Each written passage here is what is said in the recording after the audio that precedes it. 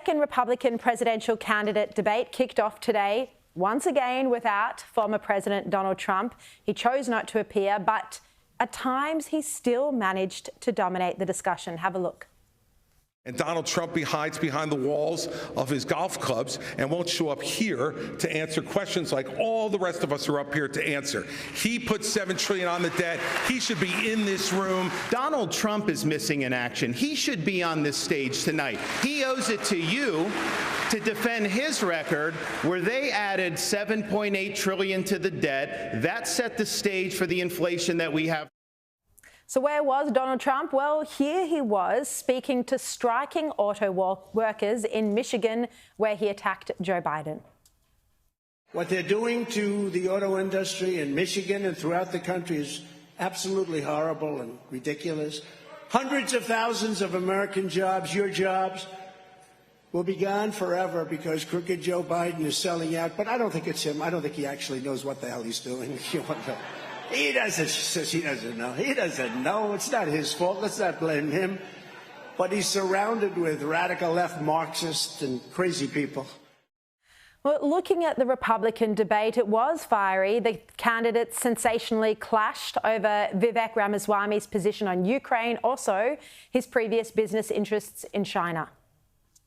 The reality is just because Putin's an evil dictator does not mean that Ukraine is good. This is a country that has banned 11 opposition parties. A win that has for actually, Russia is a that win is not for true. China. We're driving Russia. For Russia excuse is a me, win for China. Excuse me, Nick, you'll have but a chance. I forgot you like China. That's why you'll have your chance in just a moment. Yeah. The hurling personal insults isn't helping.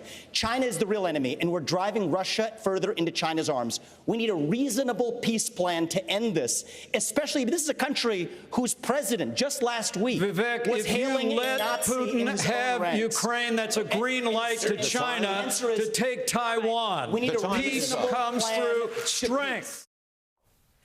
Well, Matt, look, according to the polls, Trump is by far the front runner. But when you have a look at the debates, and I know you follow US politics very closely, do you see any candidates who've emerged as strong Republican presidential options if Trump does end up in jail or can't run?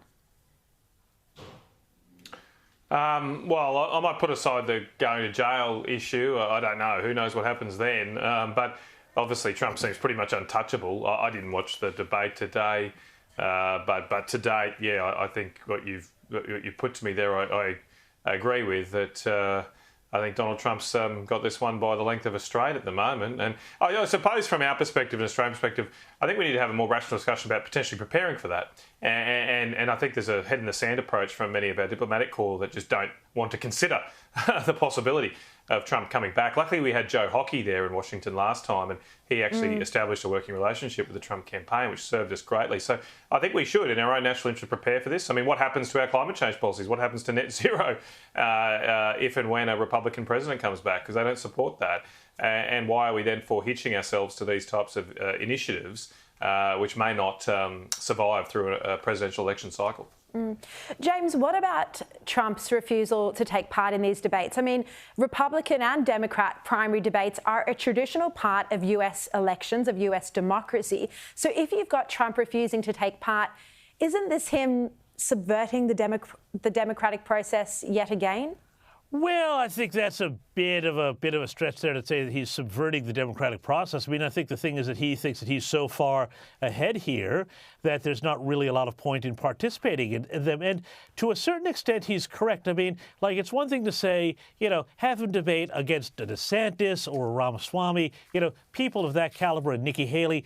But that whole stage was full of people who had no business being on the stage. They have no chance of being anywhere near the Republican nomination. I mean, Chris Christie coming up with this zinger about, we're going to call him Donald Duck for ducking the debates. I mean, like, it was just lame, and some of the other people up there have no hope of ever being anywhere near the nomination. So this is not really, democracy at its best here. But also point out to you, Sharri, that, the Democrats are railroading Robert F. Kennedy Jr. off of the stage to avoid anybody showing up Joe Biden, who, by the way, I don't think will wind up being on the ticket come November. Yeah, well, and that's another story. But I just want to, so both of you don't think one of the candidates that we saw today is a clear second option after Trump?